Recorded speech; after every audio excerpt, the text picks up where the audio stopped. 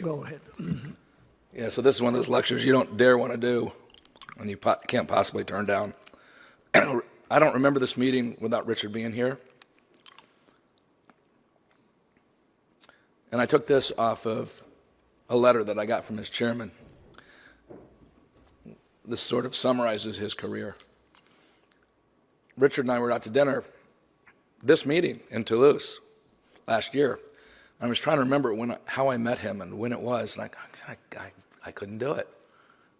I know when I met Nick Mills, it was at a bar in London. And I know where I met Sal, it was a bar in Rome. But I don't know where I met Richard. But I know that he's been in my career always. That business about spirometry, when I was a medical student, I had to do it. And it was the algorithm that he invented that I had to do. When I was interviewing for my first job, I went to Henry Ford where Richard was. Richard was at my first interview.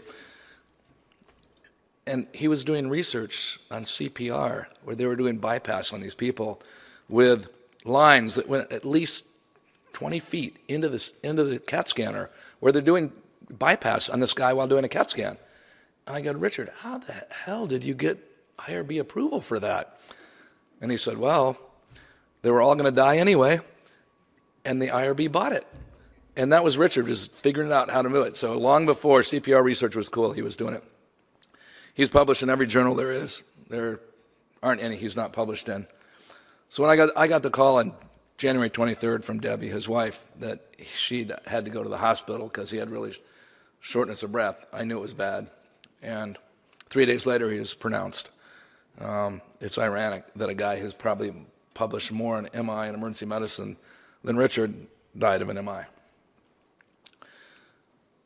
So I looked him up. I tried to figure out how many publications he had. I put R. Nowak into PubMed, and it like broke the computer. 2,000, and obviously some of them are not his. So I said, well, crap, I got to do it some different way. So I said, well, I'll put my name in Richard. And I have 59 publications that he dragged me in on. He's probably my most, but this is the Richard, other side of Richard. This is last year at the Yurt in Park City, Utah, with all his friends from Henry Ford. There might have been drinking involved, but this was the Richard I knew. He was a Canadian. He was always really proud of that. He was a decent snowboarder. This is his daughter down here, Katie. Katie published the results of the soccer game one year at the Great Meeting, because we have a great meeting at my conference in the US, and we publish everything. So Katie was the only person to ever publish the soccer results. You can see his son and his wife up there. I would go to cities all over Europe, and there would be Richard sitting there. It's like, dude, what are you doing here? Like, I'm at a meeting, and so are you. And he liked rock and roll. That was his favorite band down there. But the thing you don't know about this is the part that we don't know about Richard, which was him as a doctor. And he had a connection with his patients that I think are really important. Somebody wrote a book about him, and you can see him. This was his trademark. He would sit on the bed and touch his patients in a way that was personal beyond medicine. And he had a group of patients that was completely devoted for him. And you can see just in these pictures the way he's looking at the mother of that poor kid. He worked at Henry Ford Hospital. It wasn't an easy place to work. One of the bigger downtown urban gun and knife clubs in the United States. But he's left behind quite a legacy. So this is going to become, hopefully, the annual Richard Nowak Memorial Lecture. So I'm going to try to talk about stuff that Richard would have thought is valuable. And if you look at his career, he's not the most published emergency doctor in cardiology by accident. I mean, he always took to it with a scientific strategy. And the way he looked at it was it had to be better and cheaper and faster. In the business world, you get 2 of those. But he was going for 3. So I thought, well, what about troponin? He had 80 publications troponin. Can we do it better, cheaper, faster? Pre-hospital, inexpensive, no blood draw. Is this even possible? And, so we're going to see. This is the first part. This is a Canadian trial. I had to have a Canadian trial for Richard. Almost 14 million patients. If you were in the ER longer than 6 hours, your death rate went up by 180%. So you don't want to be in the ER. This is another trial. 62,000 patients, not so big. It's Australian, sorry, it's not Canadian. But the risk of death goes up 10% for every hour you're in the ER. So another one. This is one of my papers, 42,000 patients. Looks so tiny now. If you're in the ER for more than 6 hours, your probability of guideline care goes down. You know what happens when your guideline care goes down for your heart attack? Your death rate goes up. This is one looking at who spent the night. 700 patients. Every patient who spent for every patient in the waiting room, the death rate goes up by 5%. Here's another one, 13,000 patients. Probability of getting treatment, not so good. This is 162 patients who were boarded, who they were admitted but stayed in the ER.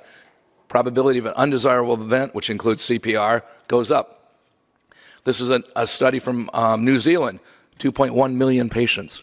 Longer you spend in the ER, the more likely you are to die. You getting the message? 16,201,000 patients. If that doesn't convince you that hanging out in the ER for long periods is unhealthy, I can't do any better than that. And there's the other side of the ER. It's before they get there. It's the EMS side. Do you really need to be in the ER? Can we do something about it? That's my ER. You can see there's a few ambulances stuck in the way. And this is the trouble, is that at least in the US, people come with not necessary reasons to come to the ER, but we see them all. So I pulled all the papers in PubMed with pre-hospital troponin. There's 161 of them when I did this, 2 weeks ago. That's not so many. This is one from on the Netherlands, just came out. This is pre-hospital versus hospital troponins. And what I liked about this here is they look at the costs, because everything you do is going to cost some money.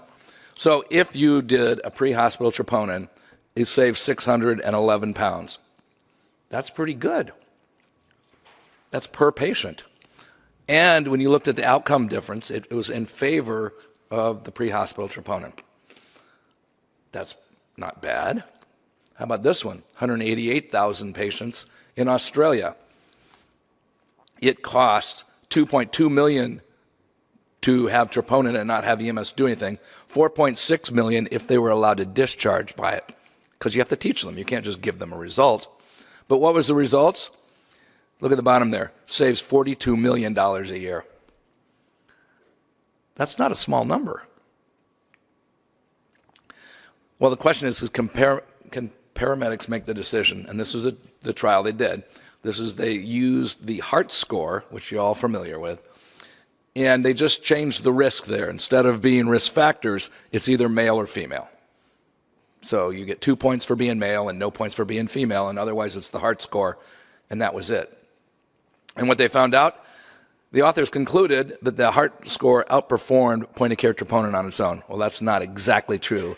If you look at the confidence intervals, they overlap. But the trends are in the right way, and the positives are still positive. So the point being here is you really can discharge people with pretty good accuracy in the pre-hospital environment with paramedics.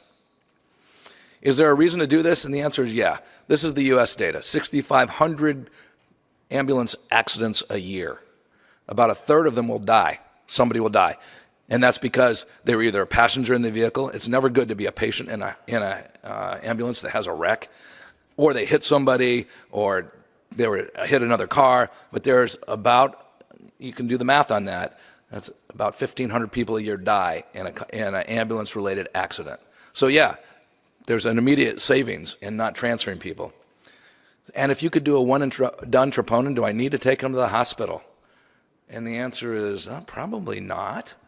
And I'll tell you a story. I'm sitting in my office about a decade ago. This guy walks in my office and goes, "Hey, we have an appointment." And he's wearing military fatigues. He's a little bit scary.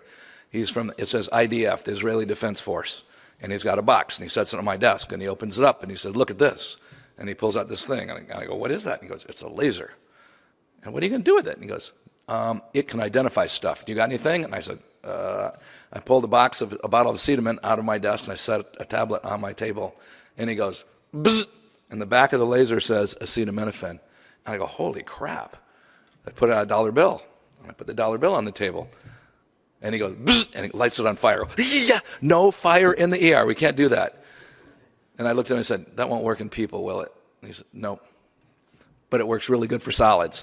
And it is now used in a lot of the pharmaceutical industry in the US as the final quality determinant as the pill goes out into the bottle and out the door. Because there's no way to sabotage anything. It is quality improvement to the max. So about a year ago, this guy comes back to my office. He's got this laser thing again. I'm going, you again. You're not going to light anything on fire. And he goes, nope. And he goes, we can do it in people now. And so they have changed the degree. And if you could do one and done, this was one of Richard's last paper, you could send home a third of the people don't even need to be transferred by the ambulance if I knew at their house what they're going to be under 3 nanograms per liter. This is a paper I did using a different platform. That was the Siemens. This is Beckman. Same story, though. If you can do one and done, you could be done. This is John Pickering's paper, 9,200 patients meta-analysis. Same story. There is a cut point by which you are done. If the troponin is below that, you don't get into the ambulance if you knew it at the scene. So that's this. This is the device. You put it on the patient. You wait 3 minutes, and you will know the result. And it is high sensitivity, and it's continuous. And nobody knows continuous troponin. We've done this. We're about 3/4 of the way done with the FDA trial. We have not published any of this other than an abstract. But you can see the C statistic is 0.96, so it looks as good as everybody else's. And this is you can see the area under the curve. So the plan here, and this was Richard would be all over this, is that we can do this in the ambulance at the house, and if you aren't below the one and done cut point, we bring you to the hospital and we'll do it there too. But I don't have to transfer people who don't need it. There are no reagents, there are no needles. This is one and done. So, would it get the NOAC seal of approval? Better, no blood draw, cheaper, pre-hospital save $42 million, faster before you even get to the hospital? I think it gets there. Thank you very much.